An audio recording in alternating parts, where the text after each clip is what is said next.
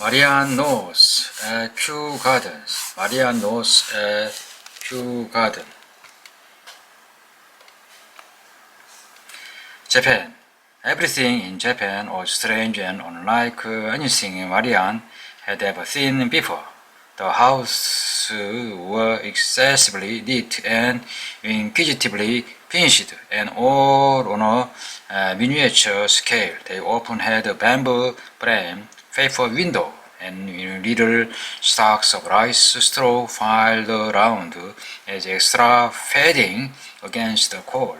Some even had a bed of lily on their roofs. The temple were like palaces of wood, richly gilded and Japanese flower, a yellow flowered Florista spencer, with member of the genera Rhododendron and Camellia, with a mountain Peonia Saporicosa. The variegated foliage belonged to Stella Puterae.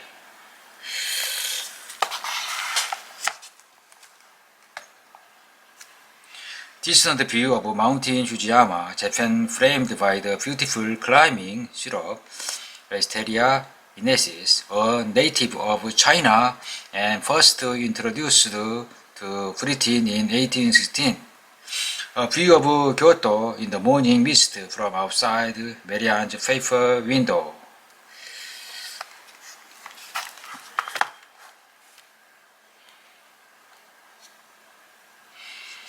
The temples were like placed wood richly gilded and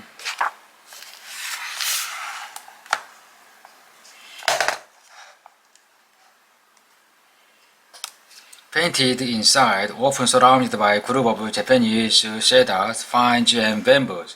The tea houses and their gardens were a delight. Yellow sugarless tea or cherry blossom tea was served in tiny handleless cups with delicate little cakes made of rice and bean flour. The countryside was looking spectacular that November. The maple were turning every tint of red, crimson, scarlet, or deepest purple, and the leaves of the old ginkgo were beginning to change to a lovely yellow. Marianne used vast quantities of maida and carmine, trying to imitate that which could not be imitated. Gate of the Marianne Temple, Japan. Marianne was particularly impressed by the many wonderful temples she saw, some filled with exquisite bronze, china, and fresh flowers. Marianne had hoped to stay until the summer in Japan, for as she wrote to her friend, Maggie Sheridan, this wonderful island and their people are too full of attraction for me to live in a hurry. But it was too cold, and sometimes she could hardly stand or even hold her faint blush from stiffness and oncoming rheumatism. She also had an attack of her wretched old enemy, gallstone, and once the pain was so great that she had to send for an American doctor, who quoted morphine into my arm and put me to sleep for 24 hours. As usual, she inspired devotion in those around her. Her Japanese boy, aged 60, had a sword inside his walking stick, in which he said he will kill anyone who no like his message. In Kyoto, she stayed in a hotel which had once been a temple. Her room was made of paper with a sliding panel all around, but the only trouble was that she could not see through the paper windows. If she opened them, it let the cold air and damp rain in. Like many travelers, Marianne was tempted into buying all sorts of unnecessary objects and confessed she could commit bankruptcy when the teapot alone. It was in Japan that Marianne experienced one of her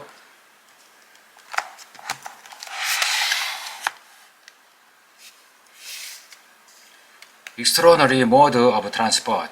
This was a jinrickshaw, a kind of growing-up parabolator which was dragged along by a small Japanese man and went as quick as ponies. These strange contraptions were much begilded and decorated, and the men who pulled them were richly tattooed all over. Once when returning from the expedition, Marianne's three bipeds got into such a state of excitement that they started wailing like wild things and went on full gallop until they all fell down like a pack of cards. Marianne felt her head go crack against the wall and wondered if she end had come. When she picked herself up, she found she was surrounded by a crowd by people all holding their sides and roaring with laughter. By 19th December, Marianne could stand the cold no longer and decided to return to Yokohama.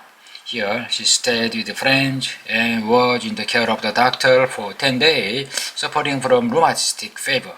She was unable to feed herself and so hired a tiny but tyrannical nurse who kept her half-starved on one roasted rock. Marianne felt the only way she could recover was to seek the warmth of the tropics, and so she traveled on to Singapore. Here she began to revive, and although she could barely hobble, start to make a study of a great breadfruit tree which blocked her hotel window. Soon a banker's wife and her father persuaded her in Bali to stay in them and to their uncomfortable house outside the town. Under the tuition of some English children, she learned to love the most notorious of all the fruits of the East, the durian, which has been described smelting like hell and tasting of heaven. The durian fruit, durian 지배차, painted in Sarawak. It smelled like hell but tasted of heaven, and it's also known as the civet cat fruit.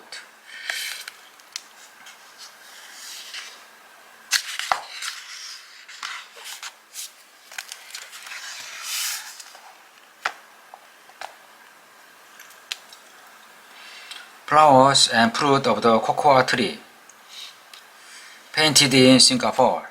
Flowers and fruit of the star fruit with butterfly, opposite.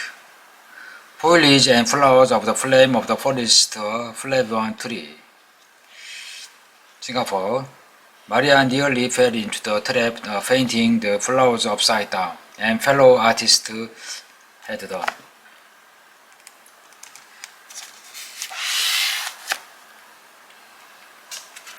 Foliage and flowers of the flame of the forest of flamboyant tree. Singapore. Marianne nearly fell into the trap of painting the flowers upside down as a fellow artist had done.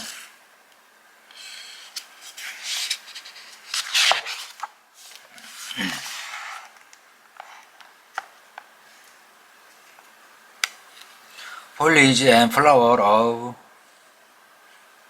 native to the Philippines but cultivated in Singapore.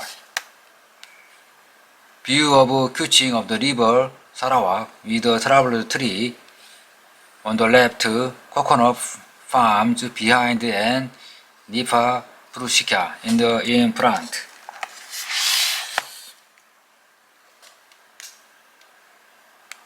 View of queuing and the river Sarawak with the traveler tree on the left, coconut farm behind, and Nipa Prutika in front. Nipa Prushkan.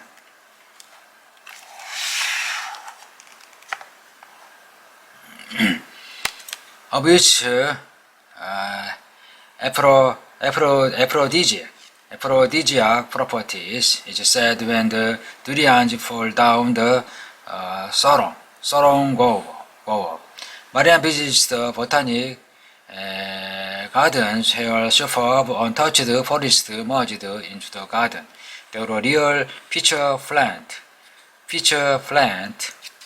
the first she had seen growing wild, and she screamed with delight, as she did on frequent occasion.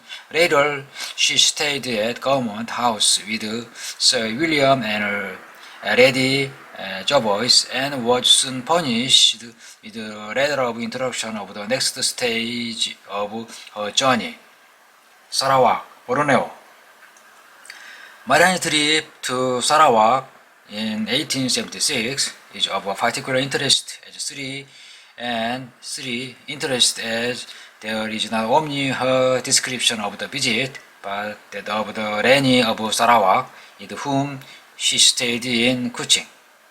The Rani was an English girl who, at the age of 20, had married the 40-year-old Charles Brooke, 1849 to 1917, a nephew of the first white Ralph and Ralph himself.